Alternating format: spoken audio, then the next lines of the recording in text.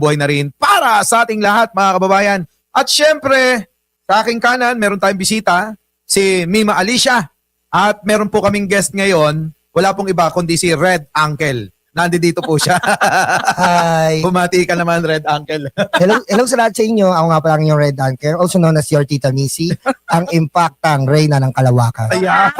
Mima, ikaw naman. Magandang hapon po sa inyong lahat. Yeah, it's me again, Alicia ninyo. Nagbabalik muli para sa ating napakagandang talakayan. Kasama nga po ang ating mga minamahal na kaibigan na si Boss Mike at si Red Uncle. Iyon. Ano nga ba ang tatalakayin natin ngayon? Ang tatalakayin natin ngayon ay ang pagkabigo ng mga aliping masasama para sa Pangulo.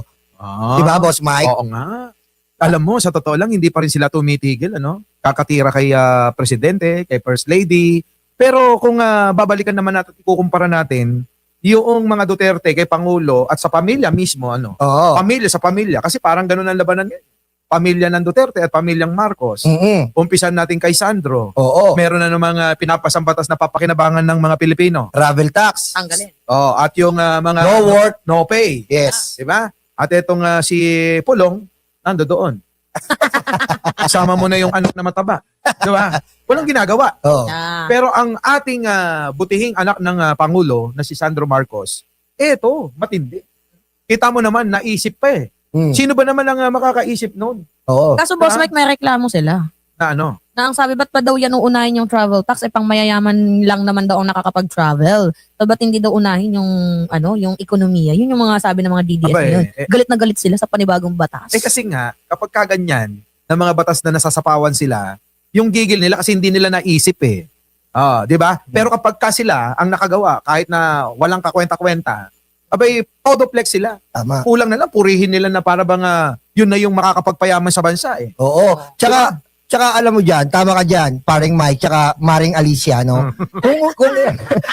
kung iyong susuriin, nakaraan, tignan mo, yung 10 years na lisensya, yung 10 years na passport, hindi naman para sa Pilipino, para sa mga Chinese. Kasi nga, kapag Chinese ka, di ba, eklabo kay eklabo, renew ka ng renew, yearly. So ginawa ni Digong, yung mga pinagawa nilang Filipino-Chinese, 10 years na. Pag nagkano siya, 10 years na, lisensya tsaka passport. Ayun. Kaya samantalang itong si Papa Sandro, nakita mo naman, no work, no pay. Correct. Kaya Bato, Matakot ka na. Duterte, Omar, ikaw Pulong, Manyakol. Pero totoo, no? Pero totoo, nakita nyo, no? Yung ginawang piniplex lagi ng mga DDS na 10 years license, driver's license, at Yes. yung ating pasaporte na Yes. 10 taon. Sa totoo lang yun, benepisyo talaga natin yun. Yes. Na pribileyo ng Yes. mga Pilipino yun. Pero ang tama ka, ang pinaka gusto mangyari ni Digong Oo. ay mag-benepisyo talaga yung mga inche. Oo. Yun yun. Yun nga yung nangyayari ngayon, kita mo. May lumabas pa ngayon yung isang parang inano ni Pebbles, ni Mare, na yung panot siya. Yung best friend ni Pulong, sindikato rin. Ano ko po? Sino yun? Di ba si Salsalin Mangambabi? Sino yun? Basta yun na yun. Basta yun. Base. Pero dito sa mga nangyayari ngayon, tulad niyan, pagdating sa mga impeachment ng Pangulong Bongbong at impeachment naman ni Sara. Basura na, Boss Mike. Wala na. Basura. Ngayon, kasi nga napatunayan ng Kongreso na talagang wala naman talagang laman. Oo. Yung sinampang kaso labang kay Pangulong Bongbong. Insufficient. Insufficient in substance. Dalawa. Insufficient in form and substance. Ito naman kay Sara ngayon tayo. Yan. Yan. So, Ay, Boss Mike.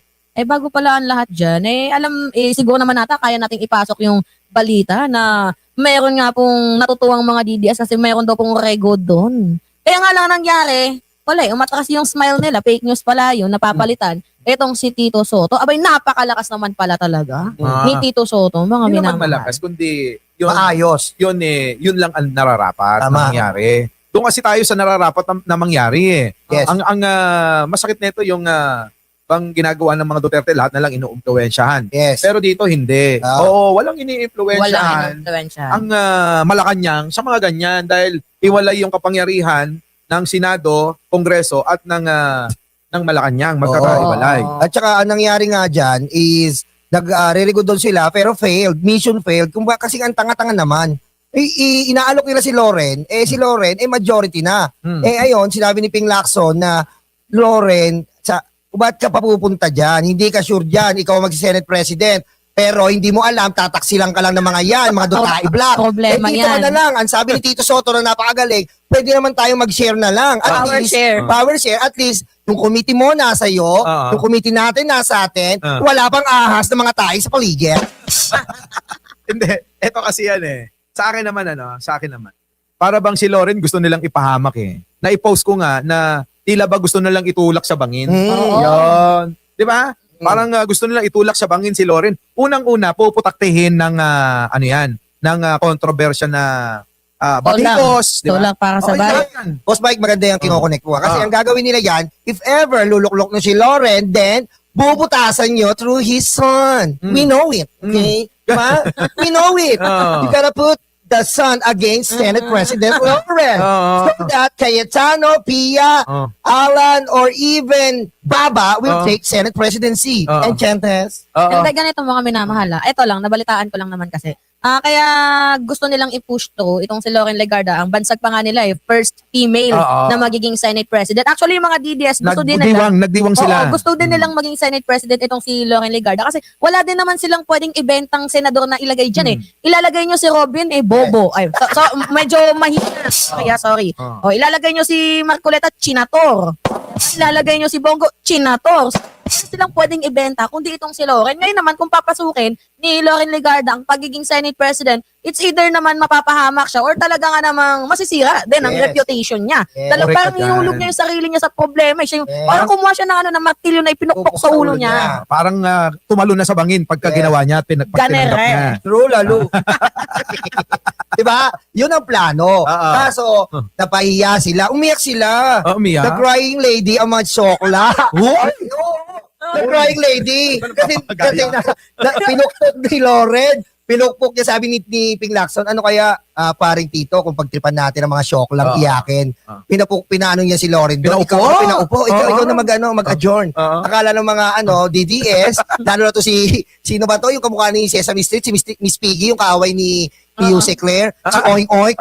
Oy, kakaso yun Magkakasuhan ka namin, fake news ka. Oo nga. Magkakasuhan ka namin. O hindi, nagalit siya sa ilong na nilagyan ng baboy. Nagkakaso yun Talaga yung ilong mo sumusuko, padapak. Pero kasi, ito ngayon, nag-post yan ng, yun na nga, congrats daw. First female Senate Ayun, President. Yes. So ngayon, halos lahat ng mga DDS ganun din. Nagdidiwang na. Nag-repost din sila, tuwang-tuwa. Di ba? Ngayon, hindi kasi ganito yan. Ang gusto nilang mangyari kasi, mapalitan talaga si Tito Soto para maprotektahan si Sara Duterte Sa sa impeachment. paparating na impeachment trial. Yes. Kailangan nila ng bilang. Yes. Ngayon, hindi nagkasya. Oo. Kasi si Bato, hindi dumalo, hindi nagpakita. Parang sinakripisyo na ni Bato si Sara Duterte. Oy, Bato, magpakita ka naman. Alam mo, eto dalawa na lang talakayin natin. Unahin natin, Boss Mike, uli natin to kay Sara Impacta chat. Unahin natin to na gusto nila kasi talagang tanggalin. Bakit? Yung una muna talakayin natin, etong Boss Mike, Mima, yung nilabas na yung tatlo makukulong. Yung mga magna ng flood control. Yan. Di ba? Yun ang isa sa mga factor. Bakit naman masasaktan kayo? Magnanakaw ka. Kaya nga. Di ba? So, nagsimula ba yung usapin ng Rego doon sa impeachment sa Blue Ribbon Committee Yes. dahil papakulong yung Yes. yung, Nag-leak si Lito Lapid. Ewan ko sa iyo.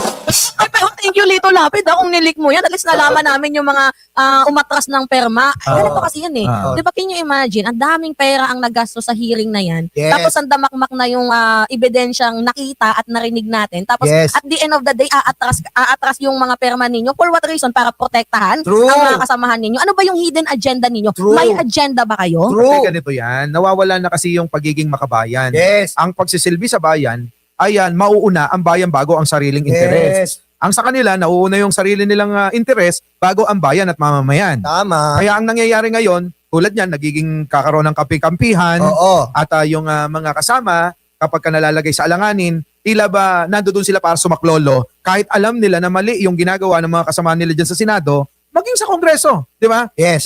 Ang nangyayari ganito kumpare, kaya kailangan Protekta. protekta.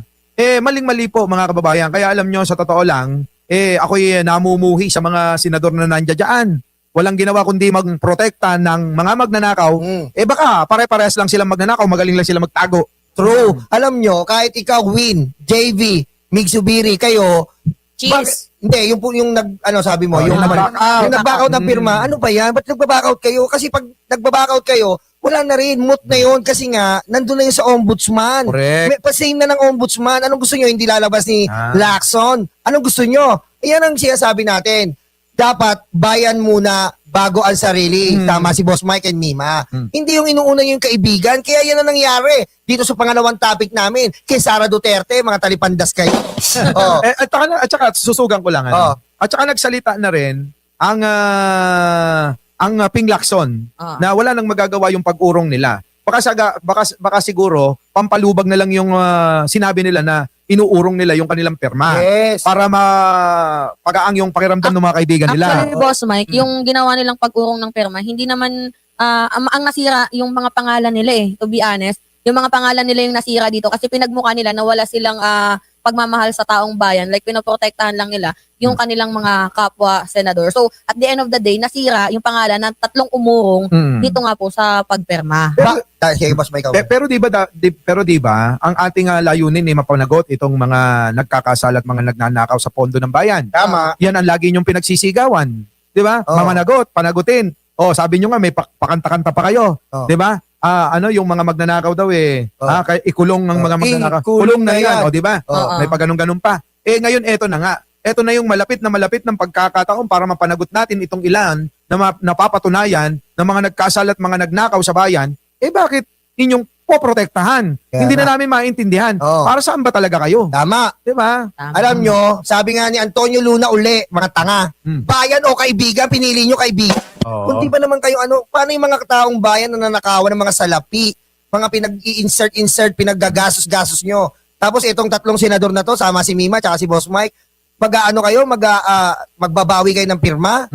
Hindi dapat ganon. Dapat, lagi nyo papanigan yung katotohanan, yung taong bayan. At yan, napatunayan yan sa Blue Ribbon. Nakita yan sa investigasyon na sila ay magnanakaw. Oy, by the way, Red Uncle, Yes. itong si Tito Mochis, mukhang nakakalibre, tumahimik ngayon, no? Pansinin din ba ninyo? Oo nga, Pinapakasuhan. Ngayon umingay ulit yung kanyang pangalan, pero Oo. tahimik pa din. Itong si Cheese Escudero. At saka ngayon na medyo napipinto na, malapit na nga po yung impeachment complaint. Oo nga. No hanash pa din. Oo. Itong si Cheese Escudero na samantalang dati ay grabe kong mandelayed, mandrabol, magpatulog. From 19th Congress, talagang naipasa pa. Tawid-tawid. Naitawid pa sa 20th Congress. Ngayon, Cheese, nasaan ka na? Susugan ko yan, Cheese Escudero. Go! Kasi halos lahat ngayon ng mga na aakusahan ng mga nagnanakaw sa bayan, biglang nananahimik sila. Bakit kaya? Di ba? Itanungan nyo kay Martin Romualdez yan. Bakit tahimik?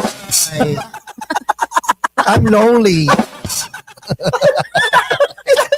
Paano ba natin itatanong yan? Tatanong natin siya kay Uncle. We'll be right back. And then, by the way, mga minamahal. Joke lang. Usapan, ito na. Joke lang. Ano yung natin, sundan natin tong sinasabi ni ni Boss Mike tungkol nga po dito kay Cheese Escudero. Nakakapagtaka naman talaga kasi na noon na ikaw yung mayroong ginagawang pandidelay, 'di ba? Tama. Hindi mo pa nga alam ata yung ibig sabihin ng fourth wheel, Correct. 'di ba? Oo. Tapos ngayon tahimik ka. So parang ano 'yan?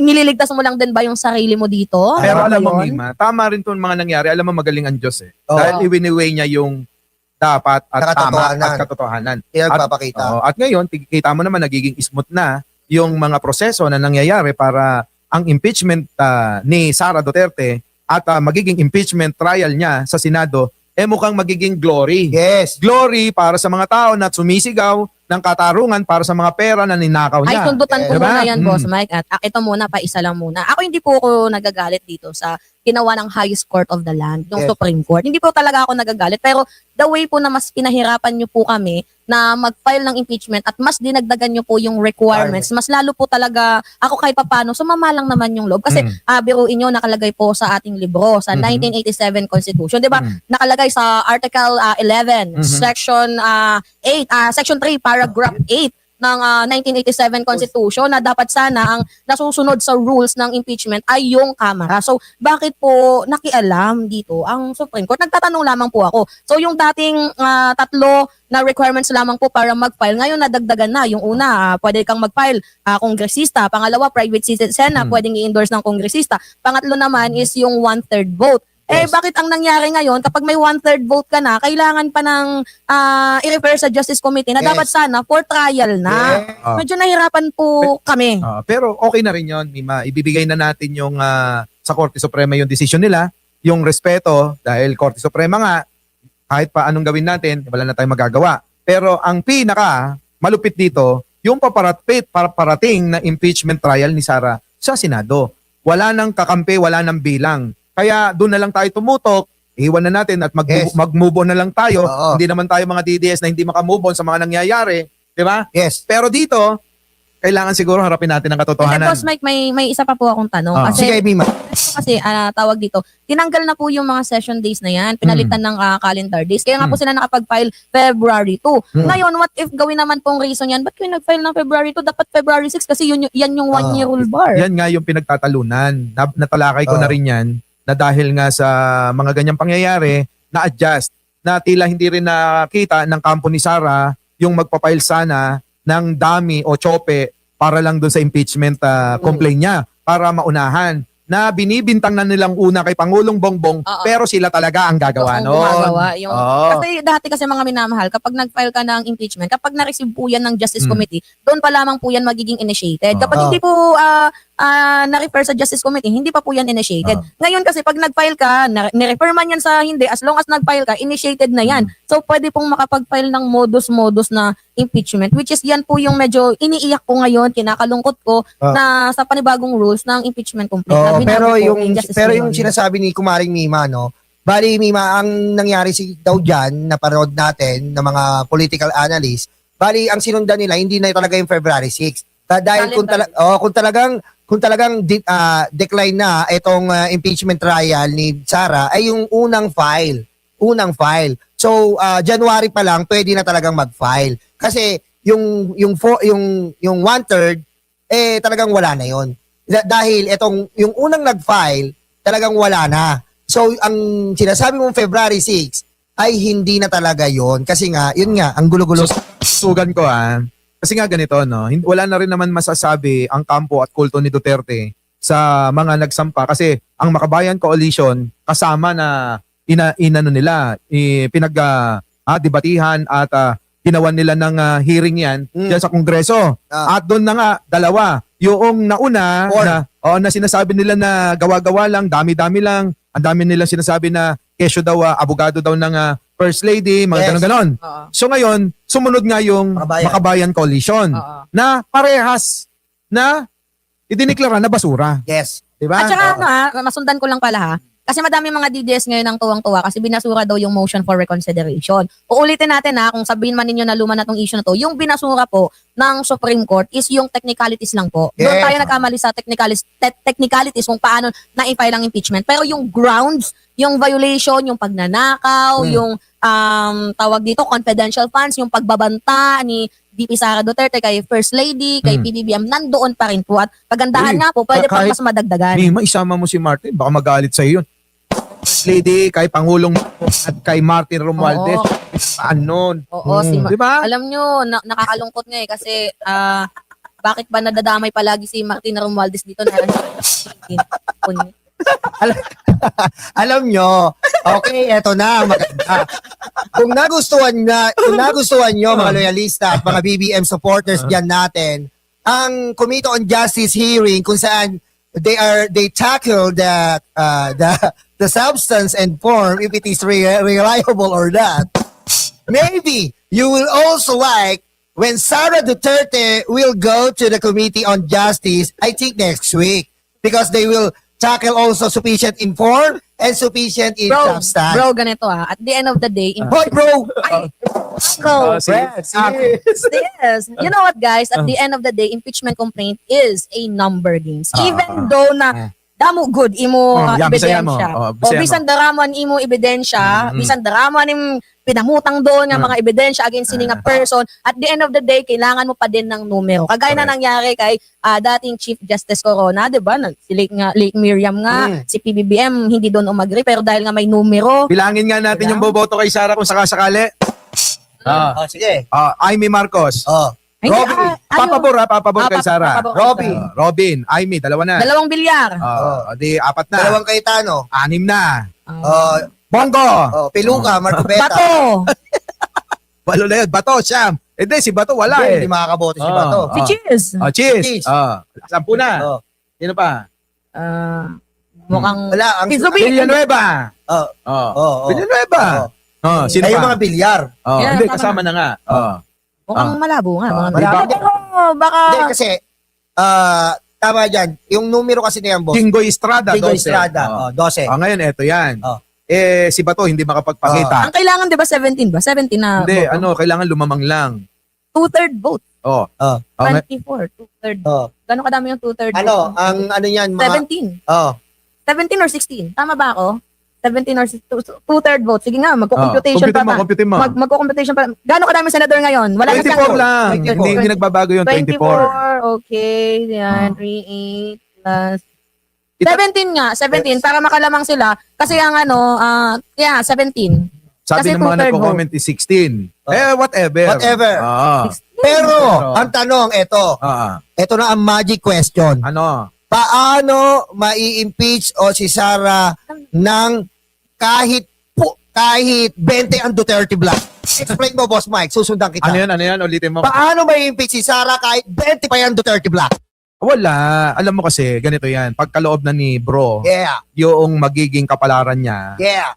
wala nang magagawa. Kaya nga, alam mo, may kausap kami ni Mima kahapon ng mga abogado. Oo. Sinasabi nga nila, isa na lang ang pwedeng gawin ni Sara. Dahil maliwanag na Mag-resign. maliwanag na may impeach siya. Tulad niyan, nalilito sila, hindi sila magkasundo-sundo. Itong kampo ni Sara, kung may ililitaw ba silang Mary Grace Piatos, o gagawa na naman sila ng ibang mga tao o dami na palilitawin. Yes. Mahirapan sila ron. At tandaan nyo, hindi lang si Mary Grace Piatos ang kailangan nilang ilitaw na pangalan. Yes. Libo-libo na pangalan ang ginamit ng kampo ni Sara Duterte sa mga pera na pinalabas nila. Oh. Na kuni-question nga kung totoo bang tao yung mga yan o gawa-gawa lang. Kasi iisa lang ang pumirma, iisa lang penmanship. Kaya may pagdududa. Yes. Ngayon, hindi magagawa ni Sara yon at kampo niya. Kahit pasabihin na kunin niya na lahat si Kopman, dali niya rito Tama. para maging abogado niya, mukhang hindi malulusutan. Oh, eto. At sabi sa panaginip ko, Oh, dalawa lang ang pagpipilian ni Sara. Oh. Ma-impeach ka o mag-resign ka. tama. Actually, narinig ko din yan sa news, Net 25. May mga abogado na nag-uusap-usap. Doon mismo sa channel mismo nila Sara Duterte, Mhm. 'di ba? Pinag-uusapan nila mga minamahal whether bago siya ma-impeach or magre-resign na lamang siya. Kasi pag na-impeach itong si Sara Duterte, matik na hindi na yun nakakatakbo. Tama. Pero pag nag-resign siya, nakakahiya naman yun. Scapegoat yun. Oo. Yun na yung huling ano niya. Alam Alas. nyo, Oo. eto, tama si Boss Mike. Gusto ko sundan yung sabi ng aking paring Mike. Alam nyo, yung sinasabi nga natin, wala ka nang kawala dito, Sara. Bakit? Kasi, ang gusto lang naman namin ay pumanig to sa impeachment trial. Ang gusto lang naman namin ay mabulat-lat ang mga kaetyosan mong pagnanakaw. Dahil pag pumanik ang impeachment trial, bruha ka, lahat ng mga bangko mo ay mabubulat-lat. Yan. Kaya, At hindi lang yon. Mm. Ang mga history nyo na binibintang ni Trillanes, yung mga BPI na yan, yung mga kalaplapa mong si Sammy U, mabubulat-lat yan, buha ka. Kala ko si Jan Yan. Amores. Kaya wala kaming pakialam dito kung ma-impeach ka o hindi. Ang gusto lang namin, Magkaroon- bruha, ay mabulat-lat kung ano man yung pagnanakaw ng buong pamilya nyo. karoon ng Oo. katarungan. Yan kasi yung Diba? gusto ng taong bayan na marinig din yung side nila dito sa ginagawa nilang pagnanakaw. Ah. 'Di ba? Yun yung gusto na kasi talagang napaka-private ng kanilang ginagawang pagnanakaw, wala tayong balita, walang Yes. accountability, walang Kasi nga, transparency. Boss Mike, Oo. Boss Mike, kapag nabulat-lat yan, hindi lang naman si Sara to eh. Oo. Duterte downfall. Tama. Nandun na kayo sa kuyukot. Kaya nga sila nung nagkaroon ng pagsasampa ng impeachment complaint sa House of Representatives, Yeah. biglang nagkaroon ng kaguluhan naman sa Senado dahil nga nataranta sila. Taranta. Dahil bakit biglang nagkaroon na ng eto na impeachment complaint na yung sinasampa. Kaya kailangan nila ng numero sa Senado na makapag-ipon sila para hindi makonvict si Sara. Yes. Ngayon, hindi nila na isakatuparan. Yan. Dahil hindi nila napapayag si Loren Ligarda. Yes. Dahil alam naman natin na kapag tinuloy ni Loren Ligarda, parang tumalon sa bangin, sabi ko nga. Oo. Puputiktahin ni Mima yan. Yes. Sa kakabatikos, kaliwat kanan. Okay, si Oo. Mima yan. Ano? Di ba? O ngayon, kita nyo, hanggang ngayon, natataranta sila Dahil dahil... ba nag-uutos? Ah. Pigilan, palitan ng Senate President. Ah. Immediately, sino nag-uutos nun? Yun na nga. Siyempre si Sara. Ah. Yang kampo ni Sara talagang natataranta na. Kaya kung hindi nila magagawaan ng paraan, tapos ang lahat ng karir nila. Patay.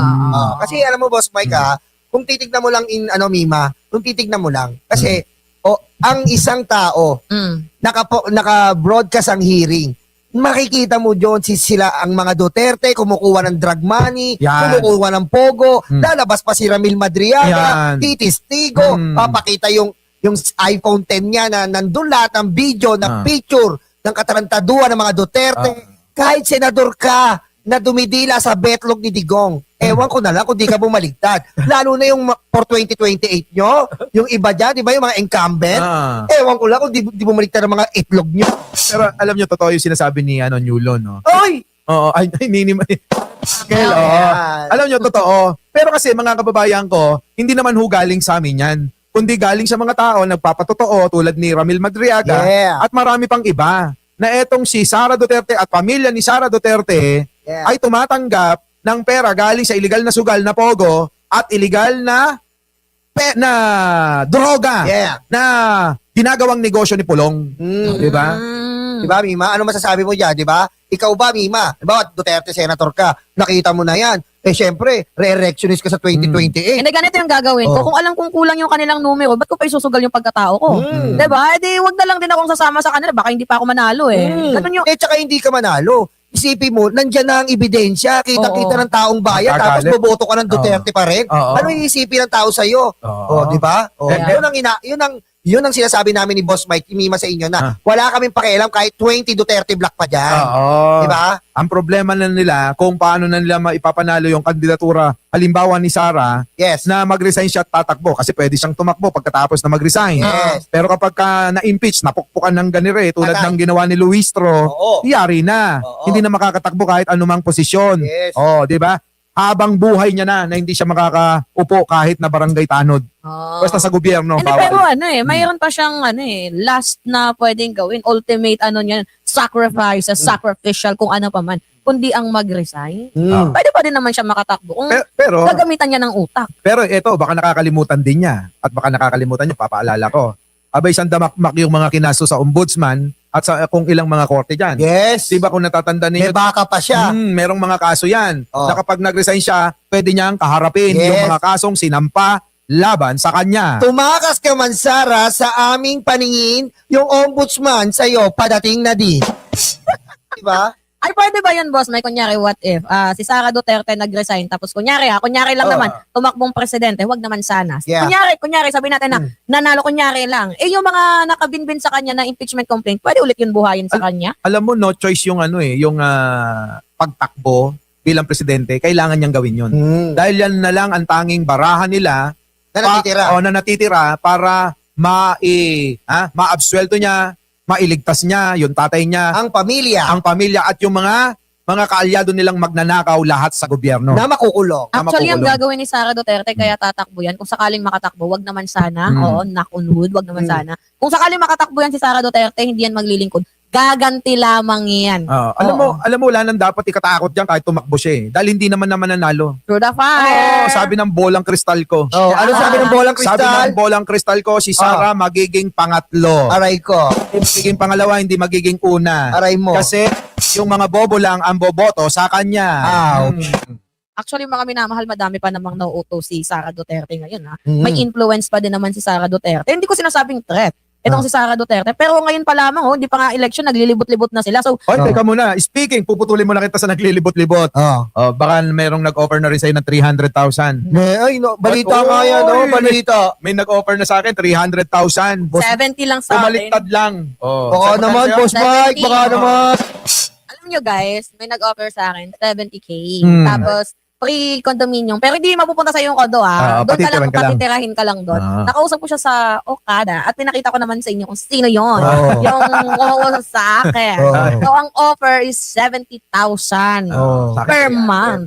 Tapos, pre-condominium. Tapos, meron ka pang allowance. Pinuno ka kasi. So ngayon, mga minamahal, sabi ko nga sa inyo, hindi po nabibili yung prinsipyo ni Mima. So, yung so, idamay mo kaming dalawa. Gawin mo kami. hindi nabibili yung prinsipyo naming tatlo. Pakita niyo mukha namin tatlo.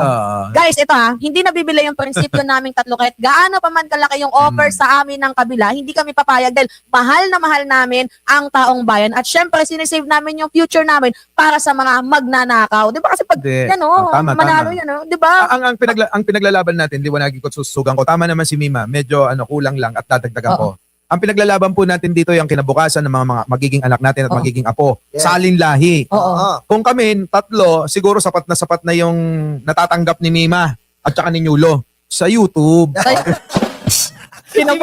Si Viva nakahalok-hakit na kayo na mo. Nag-aabang, Boss Mike. Hinakapangan na. Hinakapangan. Ay, walang ganon. Walang ganun. Wala. Sa YouTube, ang laki ng makita nito eh. Pwede okay na ako dun sa Pag nakita YouTube nyo yung mga alas nito, mga kababayan, Ayan na si Nyulo.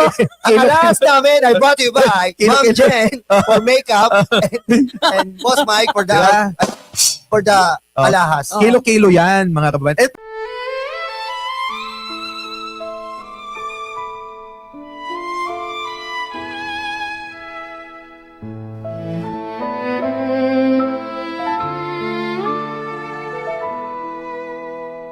Nakaupo ako, lumalamon sila. Masasaya itong aking mga kaibigan. Abot kamay nila ang bunga ng puno. Dahil balikat ko ang ginawang tuntungan. Habang namimitas lalong natatakam, sila ay para bang wala ng kabusugan. Kahit alam nilang mayroong mga langgan, at ang aking paa ang siyang inuupakan. Nais ko nang magpahinga,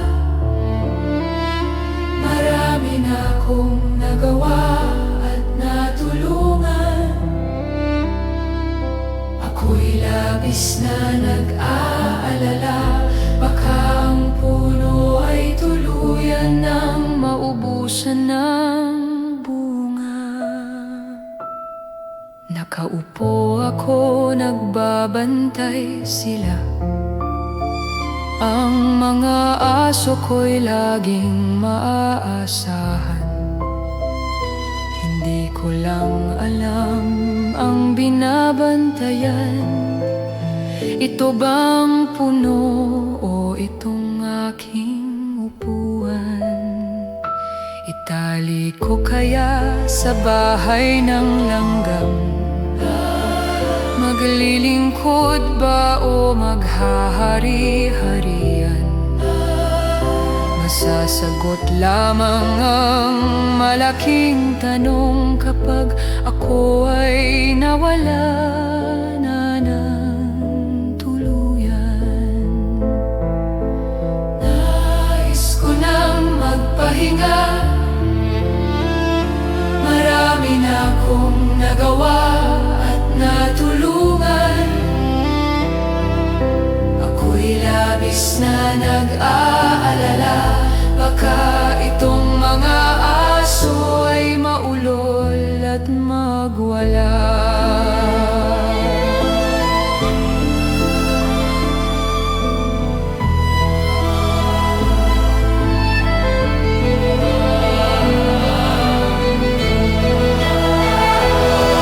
Daming naupo, walang solusyon. Daming nangako, naging ilusyon. Ikaw ang sagot-lagot sa aming tamong-tamong. Ikaw ang boses sa aming bulong.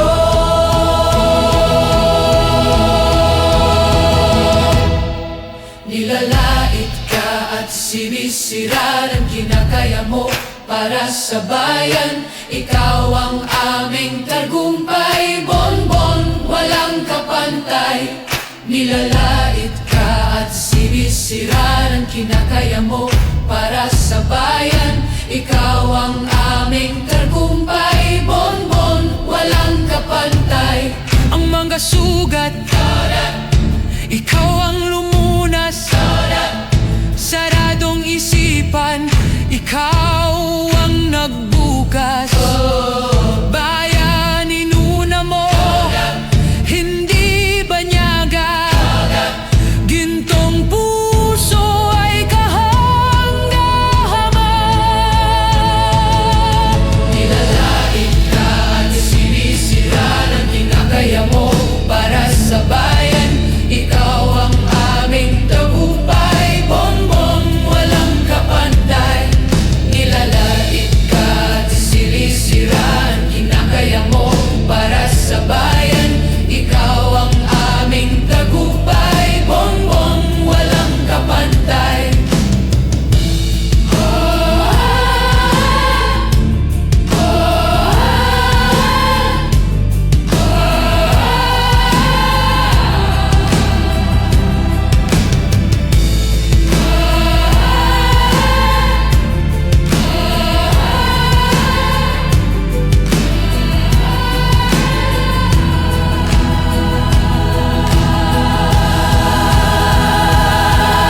Nais ko nang magpahinga.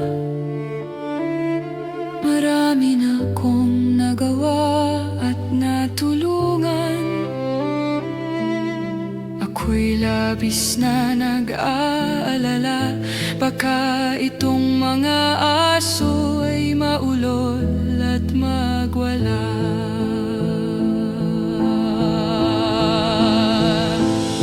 Nakaupo ako, naiinggit sila.